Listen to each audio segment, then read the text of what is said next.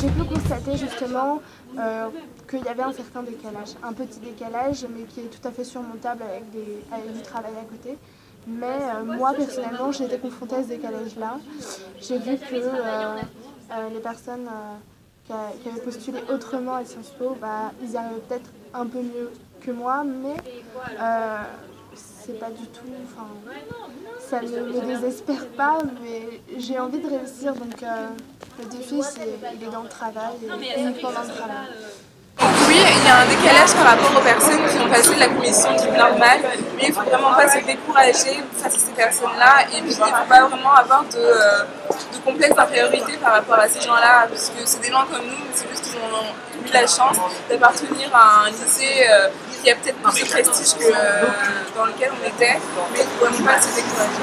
Je me suis plutôt bien intégrée pour ma part. J'ai pas senti une grande différence avec ceux qui sont passés par le concours. Franchement, l'école me plaît, mais c'est super fatigant. La charge de travail est énorme et je suis fatiguée quand ça se voit. Le rythme est vraiment différent du lycée. Le rythme est très rapide et la charge de travail est lourde. J'ai un peu eu du mal à m'adapter au début, dans la mesure où passer du lycée à la fac en soi, ça équivaut à un grand changement. Mais après, finalement, on prend le rythme. Ça équivaut à avoir plus d'autonomie et plus forcément avoir les profs qui nous encadrent autour. Alors moi, ce qui me plaît le plus à Sciences Po, c'est son internationalisation. J'entends toujours des étrangers qui parlent différentes langues et ça, je trouve vraiment c'est super enrichissant et ça me donne envie davantage d'apprendre les langues pour pouvoir justement parler avec eux. Et franchement, je pense pas que dans les autres écoles, il y a autant cette internationalisation qu'il y a à Sciences Po et je trouve que c'est son point fort.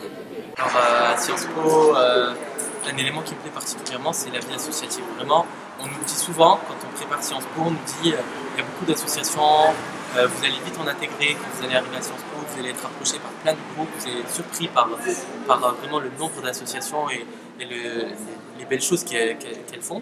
Et au final, je ne m'attendais pas à un tel engouement en fait, mais en réalité, Sciences Po est vraiment animé par la vie associative. Ça m'a permis de réaliser des projets que je voulais faire, comme appartenir à une association féministe, une association qui promotait l'art de vivre et tout ce qui touchait à la mode. Alors, je dirais que je suis plutôt heureuse à Sciences Po parce que on a vraiment plein de choses à faire, on n'est jamais tout seul, il y a toujours quelqu'un avec qui être, on a toujours une conférence à aller voir, une expo à visiter. Vraiment, on a une vie étudiante très riche.